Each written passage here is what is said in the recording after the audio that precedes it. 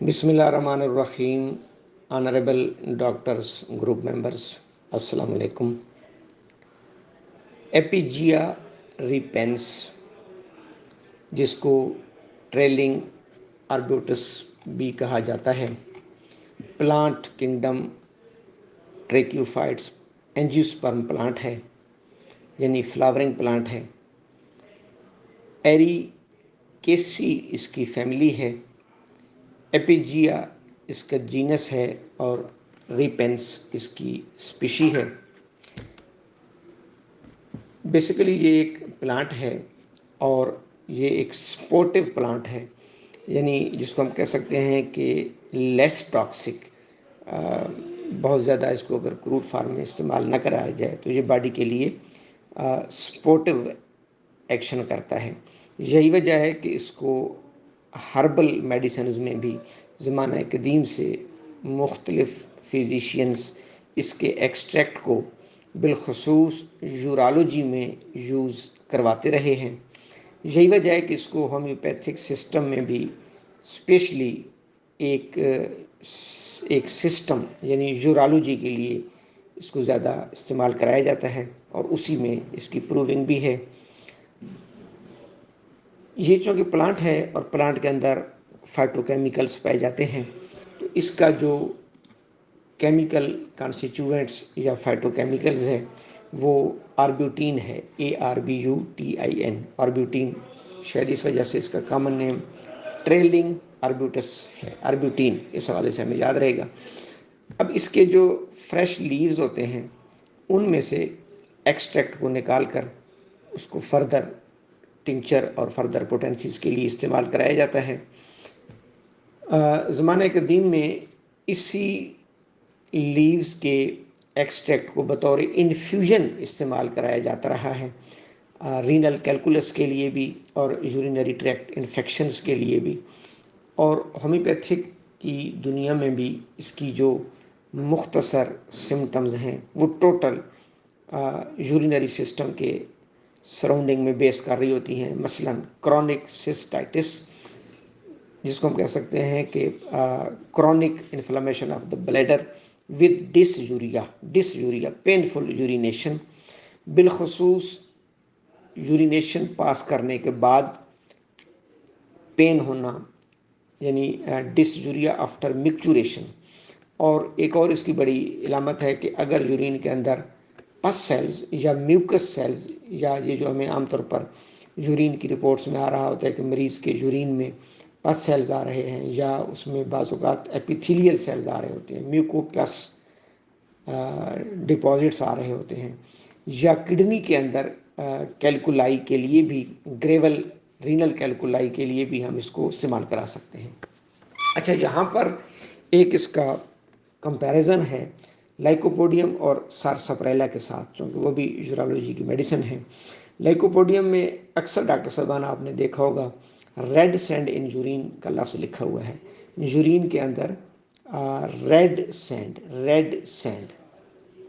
अब red sand से मुराद RBCs के पीसेज होते हैं जो टूट के आ रहे होते हैं। सारसाप्रेला में वाइट सैंड का लफ्ज़ लिखा हुआ है ल्यूकोसाइट्स के हवाले से। इसमें स्पेशली डॉक्टर बोरिक ने लिखा है कि फाइन सैंड। अच्छा, फाइन सैंड से मुराद रेत तो नहीं होती, रेत की तरह के ज़रात in urine of a brown colour, यानी जिसको हम कह सकते हैं कि जो RBCs की मेच्योरिटी से एक स्टेज पहले होती है, जिसको हम रेटिकुलोसाइट्स कहते हैं, तो उसका कलर भी थोड़ा सा ब्राउन होता है। एनी हाउ, जब भी यूरिन में बिल्कुल रेड नहीं बल्कि लाइट सा ब्राउन कलर आ रहा हो, उसके लिए स्पेसिफिकली ये शायद मटीरिया मेडिकम में एक बहुत फेमस मेडिसिन है, एपिजिया रिपेंस। एक इसकी बहुत ही अहम सिम्टम है जो मौजूदा दौर में अक्सर हमें मिलती है और हम इसको इस्तेमाल करा सकते हैं, यूरिक एसिड का ब्लड में बढ़ जाना। यूरिक एसिड अक्सर हम टेस्ट करवाते हैं, रीनल फंक्शन टेस्ट। अच्छा, चूँकि जब किडनी कमज़ोर हो जाते हैं, किडनी का फिल्ट्रेशन और एक्सक्रीशन प्रोसेस प्रॉपर नहीं हो रहा होता, तो ज़ाहिर है वहाँ से जितने भी वेस्ट हैं, यूरिया, क्रिएटिनिन, यूरिक एसिड, ان کی ایکامولیشن ہونا شروع ہو جاتی ہے بلڈ میں. جیسے کریٹینن اور یوریا کے لیول اگر بڑھ جائیں تو اس کو ایزوٹیمیا کہا جاتا ہے.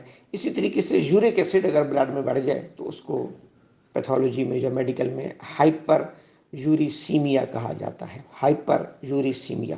تو in case of hyperuricemia it is effective remedy in removing excess uric acid from the body. یہ اور اس کی وجہ سے جب بھی باڈی کے اندر ویسٹ مٹیریل بڑھیں گے، بلڈ ہمارا پولوٹڈ ہو جاتا ہے، اس کے نتیجے میں ڈراؤزینس، نوزیا، یہ تمام چیزیں بھی آتی ہیں، تو ان چیزوں کو بھی یہ کنٹرول کرتی ہے. اس میں ڈاکٹر ہیل نے اسپیشلی کچھ اپنے تجربات شیئر کیے ہیں. مورفی کی جو مٹیریا میڈیکا ہے اس نے ہیل کے حوالے سے لکھا ہے کہ doctor Hales once gave to a patient who had bloody mucopurulent sediment in the urine with intense dysuria.